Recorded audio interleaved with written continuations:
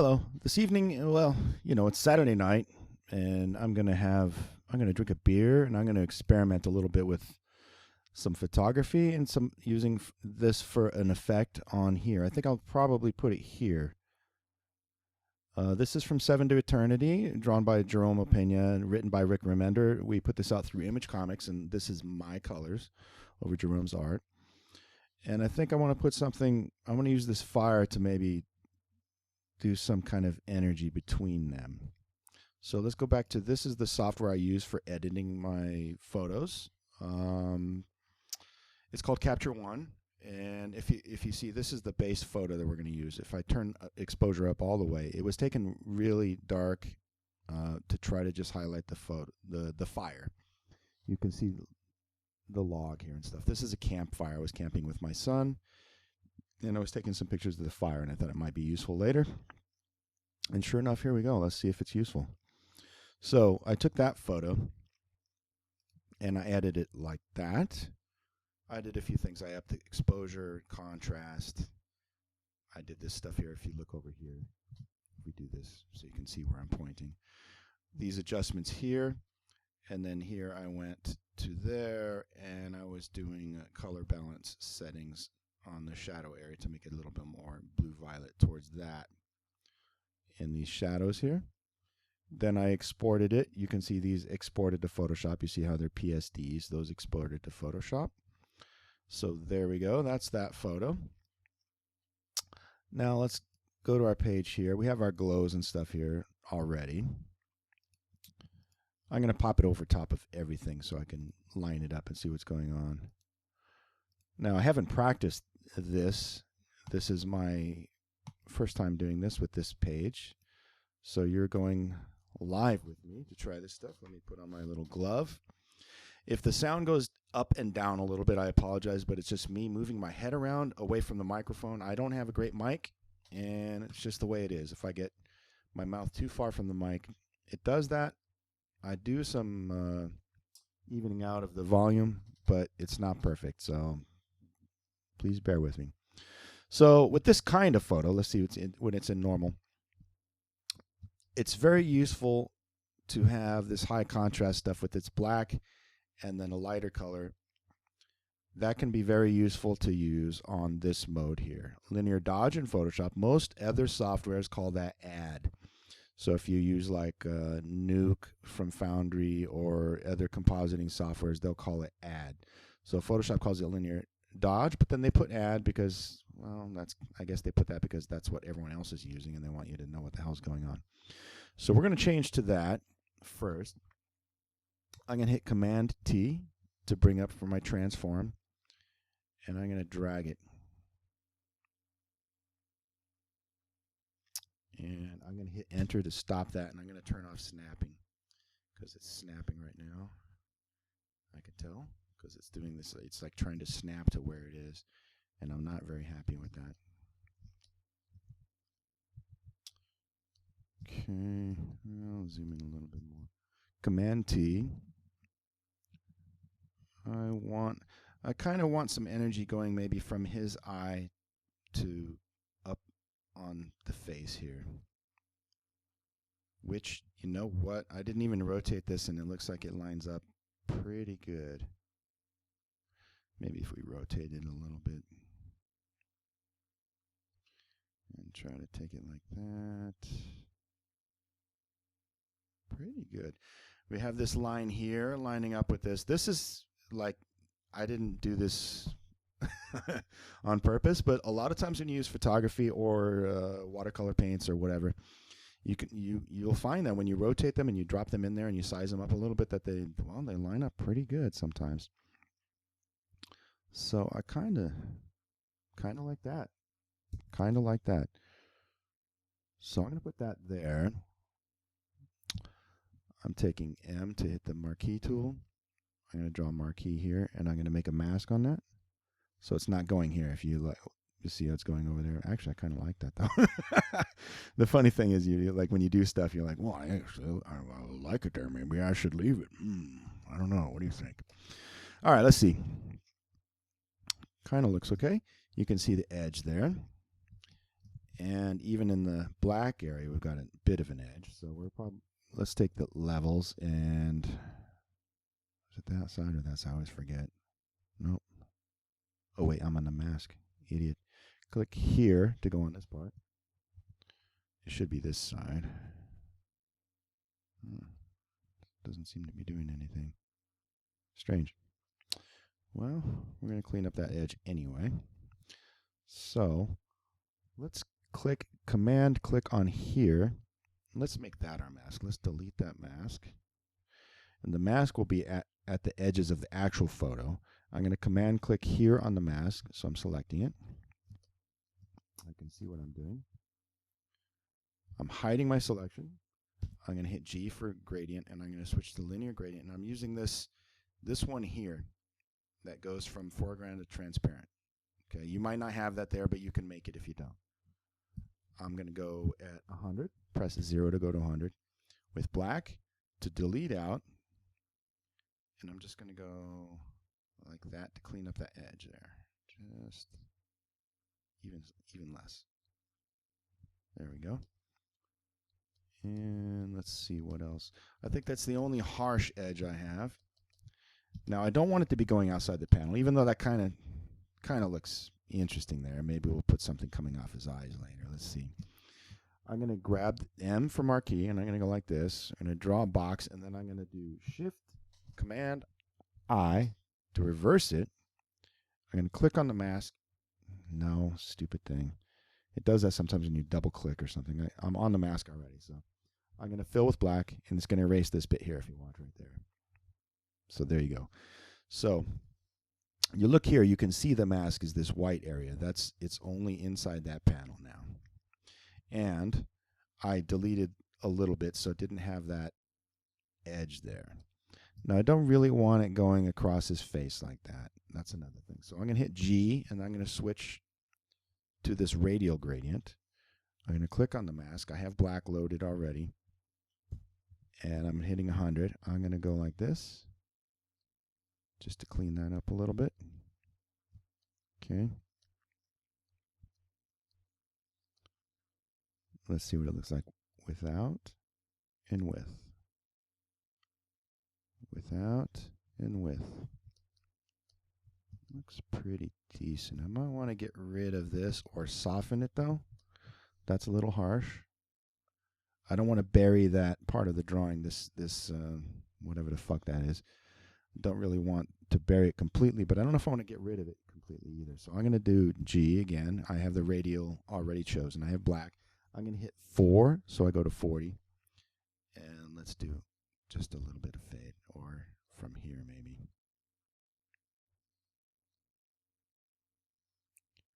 I'm going to fade that out. And in fact, I'm just going to get rid of it. I don't like the partially faded look. It starts looking too photograph like fakey weird looking. Let's see what we got going on here. It's going pretty white on his face. Now on this part, I like what it's doing over the line art here, where it's kind of orange there. And I like what it's doing on the line art here. Let's see. I like what it's doing on the line art here. And I like around the eye there. But this is maybe getting too white in there. So what I'm going to do, I'm going to grab my channels and bring them in here so you can see what I'm doing. Here's the channels. All right, I'm going to go to line art here, and I'm going to command click on it to make a selection of my line art. Then the white areas are selected. I'm going to my layers. I'm going to go onto the mask there. Okay, I'm hiding my selection. It's still there. I'm just hiding it. I'm going to hit G for the gradient tool again. I want to erase part of this out, but only inside the color area, not where the line art is. So that's why it made that selection. So if I go here and I do it at 100, you're going to see it doesn't delete where the line art is. We're not going to do that, but let's try 30%. And let's soften it here. It's killing all the details on the forehead there. Let's go to 20% by hitting 2. I like it there. Not so sure there. Let's see. What does it look like without it? Well, let's see. I'll soften it here a little bit. Okay. You can also use the brush tool if you want to do this. It's just a mask, which I'm sure you used a gazillion times. Soften that a little bit.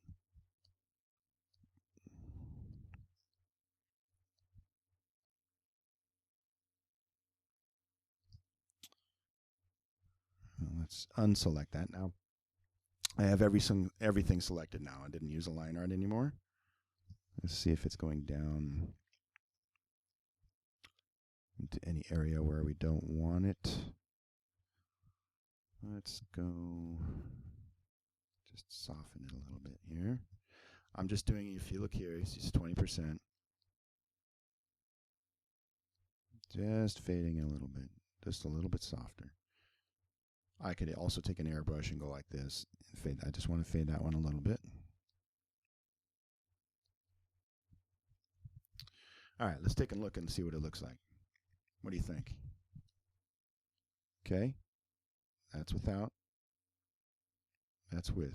Maybe it's overkill, but this is what I'm doing tonight. I'm trying this stuff. It's good to do this stuff sometimes late at night, and you just relax, have a beer, and try some stuff. Save it out as it's on a layer, no problem. I'm going to call that fire. Fire 1. Fire 1. Because I might put another one here. But, you know, it might be overkill. There's tons of effects already here. I mean, this is the, let's see. There's a line art, which is great. But you see, it's pretty effects heavy. There's lots of glows and stuff like that. I'm going to save. And I'm going to take a drink of my beer. Hold on a second. Let's see.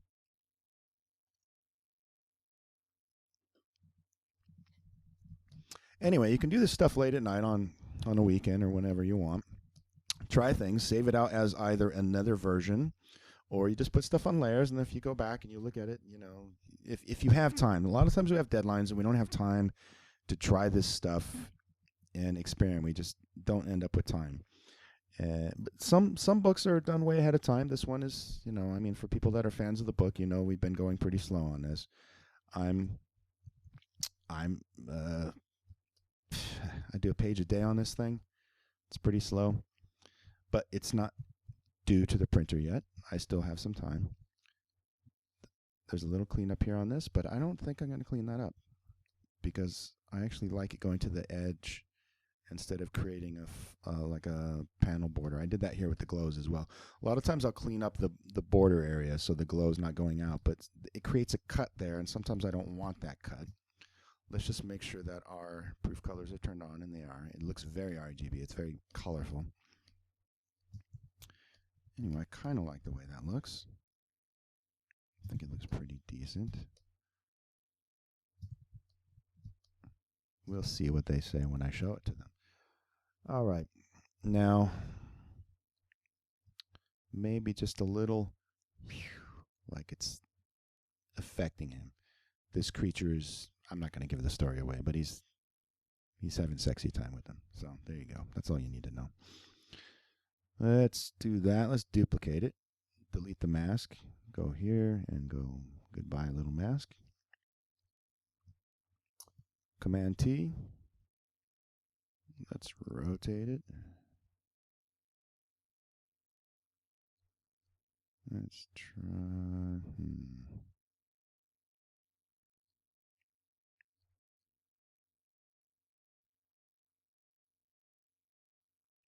Yeah, maybe. Not quite sure. Let's see.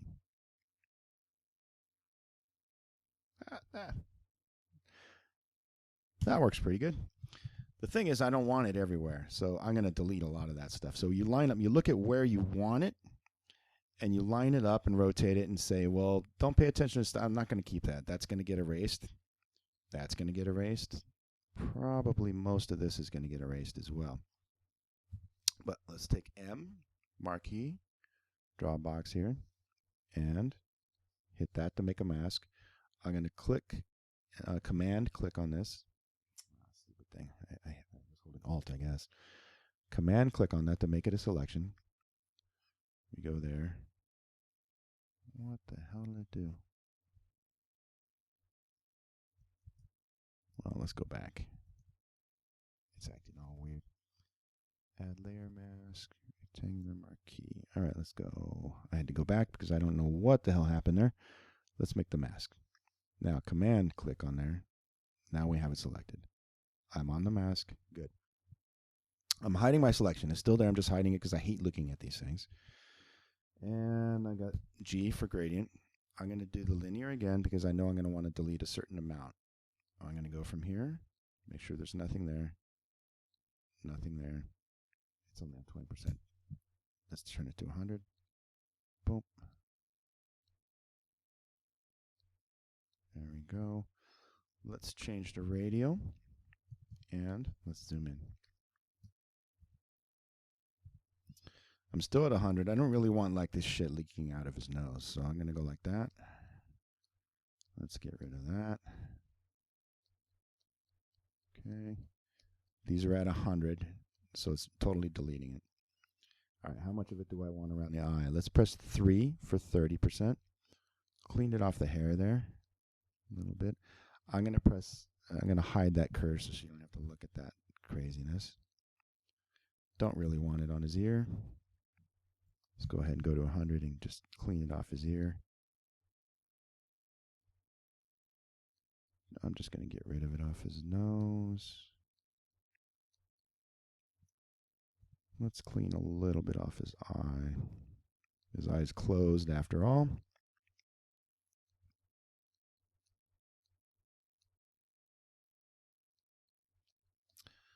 Let's see. I think there's a little bit here that maybe I want back, so I'm going to hit G and 0. See what we got there. No, I'll leave it like it was. Now let's zoom out. Take a look. Okay. Not so sure about that one. Let's delete more of it off here.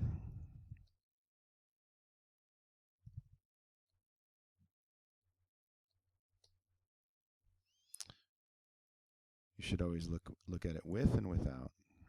You see there's still some around the mouth. G and hit 0, so it's 100% deleting it. It's just deleting it all the way. Okay. There we go.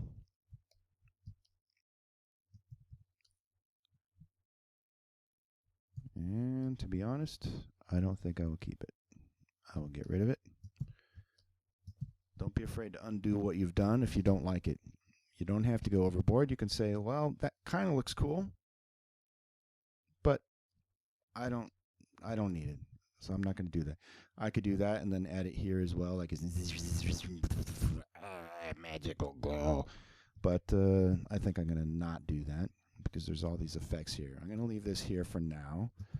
Maybe the guys won't like it. I'll send it to them and they'll, that's maybe that's too much. Maybe that's too much. But anyway, that's how you can use some photography to layer in effects. Linear dodge works pretty good if you have a high contrast like that kind of like that black background with a light color. Linear dodge is similar to screen. It's a kind of screen. The way these blend modes work in Photoshop, they're grouped together. So these are all for lightening. So if you have like a dark background and a light color for the fire, for instance, these are grouped. These are all like darkening. Those are abnormal. I'm just kidding. They're normal and dissolve. And these are, you know, I don't know what the hell these would be categorized as, but they're grouped in families. So that one works good. That one might be okay in some instances, and this one is pretty harsh. Color dodge doesn't work as good as linear dodge if you look at it. I suppose I should do full screen so you can see what the hell's going on now. Let's go full screen, zoom in, and let's look at the color modes a little bit. So we have lighten, which looks pretty good. That looks pretty good. Is it different than linear dodge? Yeah, a little bit, but it looks pretty good. Screen looks okay. Color dodge, not so much. Starts breaking up too much. Linear dodge looks good. Let's see, screen. Linear dodge. Screen. They look pretty similar. Lighter color looks okay as well, but as you see, it's starting to get weird. Like here, let's click on it, and then it's starting to get weird here. That's kind of cool, though, and that could be useful for something, but this particular instance, I would stick with linear dodge. Now let's see what it looks like as screen. I'm going to do to compare. Oh, maybe screen's better. Yeah, maybe screen's better. Let's see, compare lighter or lighten. Let's check. Screen, lighten, screen, lighten, screen. And let's try linear dodge. Screen, linear dodge, screen. Let's zoom out and then go. That's linear dodge, screen, linear dodge, screen. I'm going to go with linear dodge because for print, you usually need it just to be a little bit harsher than you'd want. Like when you're zoomed in like this, you're not going to see it like that. No one's going to see it like that. And if you go too soft, sometimes that stuff's not so visible. So we're going to go ahead and try linear dodge and see how that works out. I'll send it over to Jerome and Rick and see what they think. They might think it's too much. But here you go. You have a preview of me, like work in progress. This page has been, it took forever to color. Lots of layers, as usual. Variety layers, paint layers, color corrections, gradient map, all sorts of crazy shit going on this page. Anyway, you can use photography to composite into your pages as well. You can use watercolor paints, real paints, manual stuff that you've done. You can do some painting and then photograph it with the camera at an angle so that it looks weird with depth of field blur on it or whatever. You can do photography of fire. You can do photography of smoke, photography of water splashing, bubbles, whatever, insects, and then you can do texture photographs, photograph a concrete wall, make a texture out of it. You can use photography for a lot of stuff. So there you go, compositing with photography. Hopefully you got something out of this. It was useful to some of you, I hope. If not, well, I had fun doing it, and I might actually use this. So there you go. Have a nice Saturday night, and I'll see you next time. Cheers.